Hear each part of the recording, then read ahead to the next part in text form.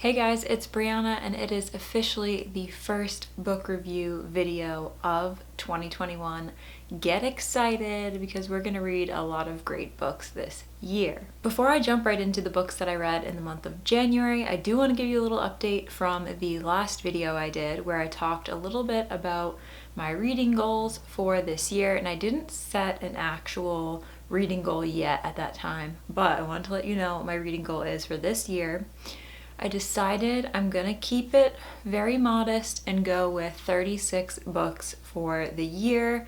You will see throughout this video that I think I'm probably going to smash that goal. So maybe I will raise it up eventually, but at the moment I'm going with 36 books, 3 books a month. Definitely doable, but we will see how I do. I read more books than that last year, but I find that if I set a goal that's too high, I will just not enjoy reading anymore. So I don't want to make it into a chore. So I'm going to stick with 36 for now and see how we get on. With all of that being said, let's jump right into the books I read in the month of January. I read a total of 5 books this month, and I actually started a 6th, but obviously I didn't finish it yet. I'm like halfway through, so I'm going to include that book in the February wrap-up.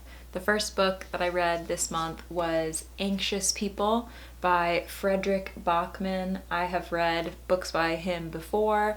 A Man Called Ove, Britt Marie Was Here, and My Grandmother Told Me to Tell You She's Sorry.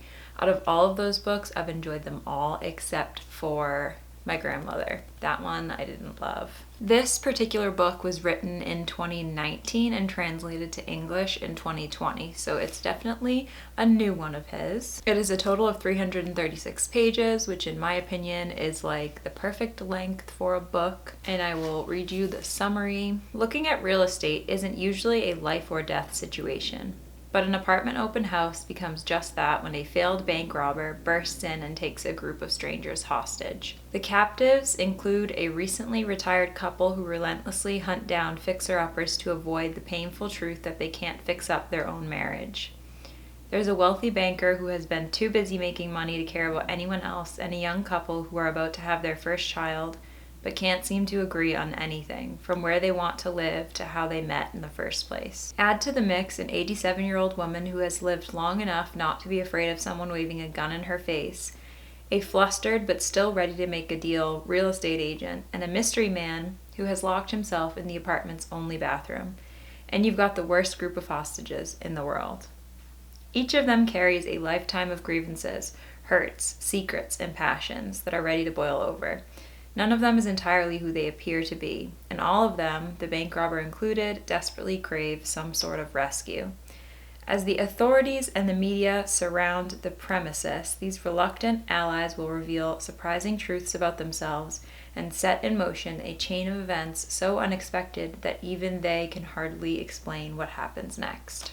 I absolutely loved this book. This might be one of my favorites, if not my favorite that he's written, and that's saying a lot because I did like a lot of the others that I've read by him. I gave this 5 out of 5 stars. If you're looking for a book that has really great characters, a little bit of mystery, and a lot of humanity, then this is definitely a book for you. I think what Frederick Bachman does really well is describe the human experience and kind of let you in to the fact that everybody's living their own life. Everybody is the main character of their own life, and it's not the same for everybody. Everybody's got something going on. Everybody's got their struggles, and this book really highlights that. And I think it also highlights the fact that everybody wants to be the best person they can be, and that's all they're trying to do, even if they might not be doing it in the correct way as society would perceive it. So like I said, if you want something with a little bit of mystery and a lot of humanity, definitely check this book out. I would literally recommend this to anybody. The next book that I read is One by One by Ruth Ware. I have also read a lot of Ruth Ware's books, and I've liked a lot of them. So I was excited to read this one. This one was written in 2020, also a newer book by her. This book is 369 pages, and I will read you the summary. Getting snowed in at a luxurious rustic ski chalet high in the French Alps doesn't sound like the worst problem in the world. especially when there's a breathtaking vista, a full-service chef, and the housekeeper, a cozy fire to keep you warm, and others to keep you company. Unless that company happens to be 8 co-workers, each with something to gain, something to lose, and something to hide. When the co-founder of Snoop, a trendy London-based tech startup, organizes a week-long trip for the team in the French Alps, it starts out as a corporate retreat like any other. PowerPoint presentations and strategy sessions broken up by mandatory bonding on the slopes. But as soon as one shareholder upends the agenda by pushing a lucrative but contentious buyout offer, tensions simmer and loyalties are tested. The storm brewing inside the chalet is no match for the one brewing outside, however, and a devastating avalanche leaves the group cut off from all access to the outside world. Even worse, one snooper hadn't made it back from the slopes when the avalanche hit.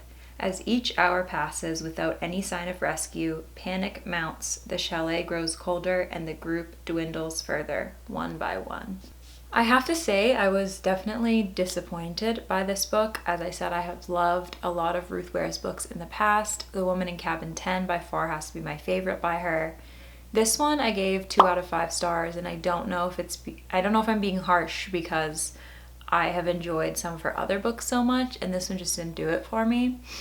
I think it definitely was a really quick read and I was engaged in the story, but the ending really kind of ruined it for me, and I won't say why because in case you decide to read this, I don't want to spoil anything, but I will just say the ending was very disappointing and predictable. I also didn't love the whole tech startup company on a trendy retreat thing. I feel like it's been done before.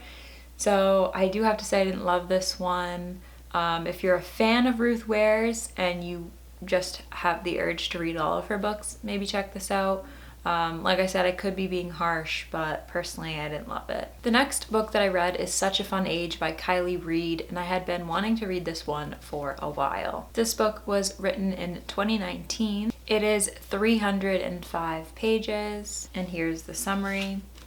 Alex Chamberlain is a woman who gets what she wants and has made a living with her confidence-driven brand, showing other women how to do the same. So she is shocked when her babysitter, Amira Tucker, is confronted while watching the Chamberlains toddler one night, walking the aisles of their local high-end supermarket. The store's security guard, seeing a young black woman out late with a white child, accuses Amira of kidnapping 2-year-old Briar. A small crowd gathers, a bystander films everything, and Amira is furious and humiliated. Alex resolves to make things right. But Amira herself is aimless, broke, and wary of Alex's desire to help. At 25, she is about to lose her health insurance and has no idea what to do with her life. When the video of Amira goes public and unearths someone from Alex's past, both women find themselves on a crash course that will upend everything they think they know about themselves and each other.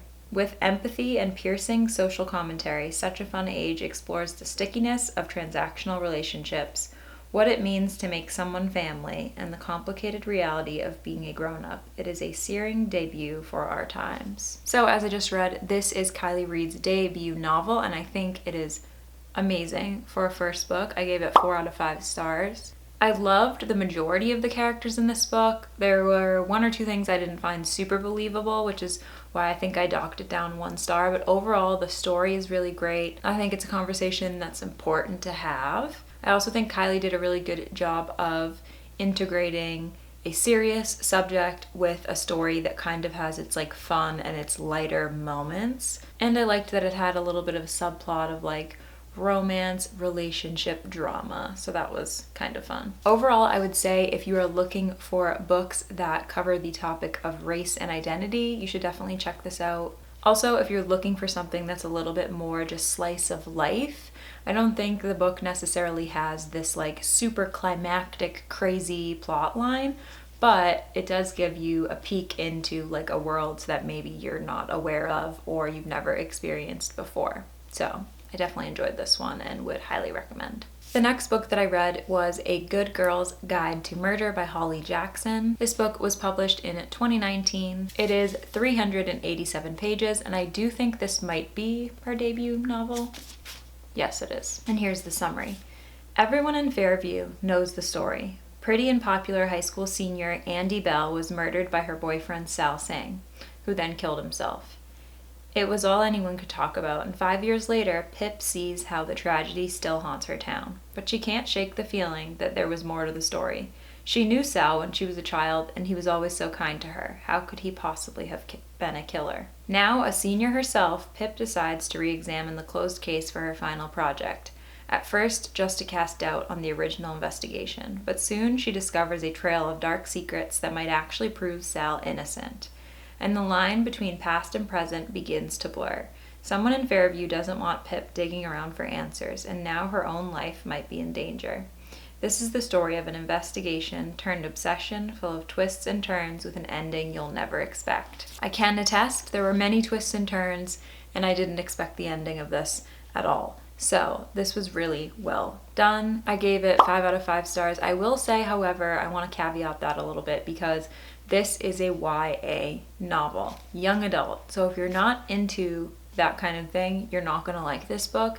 It is definitely written as a young adult novel. It's a little bit juvenile, but if you can get past that and you want a really fun murder mystery type story, you're going to enjoy this. Also, if you're someone who likes reading a lot of dialogue, you'll probably like this a lot because some of the chapters are transcripts of recorded conversations she's having with potential witnesses and people involved in the case. I don't know if you can see that, but those chapters are super quick to read. So this is also good for someone just looking for a fast-paced book. Really, really great for a debut novel. And finally, The End of Her by Sherry Lapina. I had not heard of this book before, but my mom gave it to me for Christmas. She said she liked the cover, read the summary, thought it sounded interesting, so she picked it up. It was published in 2020, and I'm now just realizing that I read a lot of new books for the month of January, so that's kind of cool. It is 333 pages long, and I will read you the summary. Stephanie and Patrick are adjusting to life with their colicky twin girls. The babies are a handful, but even as Stephanie struggles with the disorientation of sleep deprivation, there's one thing she's sure of.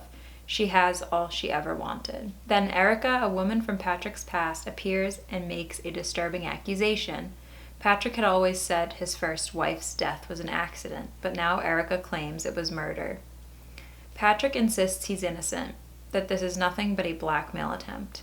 Still, Erica knows things about Patrick, things that make Stephanie begin to question her husband. Stephanie isn't sure what or who to believe. As Stephanie's trust in her husband begins to falter, Patrick stands to lose everything. Is Patrick telling the truth? Is Erica the persuasive liar Patrick says she is, or has Stephanie made a terrible mistake? For the sake of full star ratings, I gave this 3 out of 5, but I think I would probably put it at more like 2.5 out of 5. I didn't dislike it. I was engaged the whole time. However, there were a couple things that I didn't like about this book. The first being that they introduced so many characters at the very beginning, and a lot of them are very similar. So I was having trouble kind of keeping them straight in my head. And with a book that's only around 300 pages, it doesn't give you much time to learn about the characters and kind of get their backstory. It made it a little bit confusing to read. And with that being said, because I think we didn't get too much information on the characters to begin with, I found the way they act towards the end of the book to be very unbelievable. There's a bit of a twist ending that happens, but I don't quite buy into the fact that the character that acts a certain way would actually act that way, given how she's been portrayed in the rest of the novel. That's me trying to tell you what I didn't like about it without actually giving away the plot of the book, in case any of you guys decide to read this. I don't know that I would necessarily recommend this book. I'd say if you're really into murder mystery type things and you want something that's just quick and easy to read, maybe this would be good. But like I said, there is that kind of character flaw, character unbelievability that I disliked quite a bit. Keep that in mind if you decide to pick this one up. And those are all of the books I read this month. Really strong month, I felt like. A lot of good reads. And I'll give you a sneak peek at what I'm reading currently. I am reading The Shining by Stephen King, of course. Gotta get some Stephen King in there. I'm about halfway through, a little more than halfway, but I decided I would wait and review this in next month's because I'm definitely not gonna finish it today. And that's everything. Make sure you leave a comment below and let me know what you've been reading lately. I love getting new recommendations for books to read, so definitely let me know and I will add them to my list. If you haven't already, make sure you subscribe, like the video, and turn on post notifications so that you get notified every time I post a new video.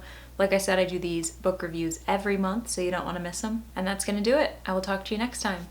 Bye.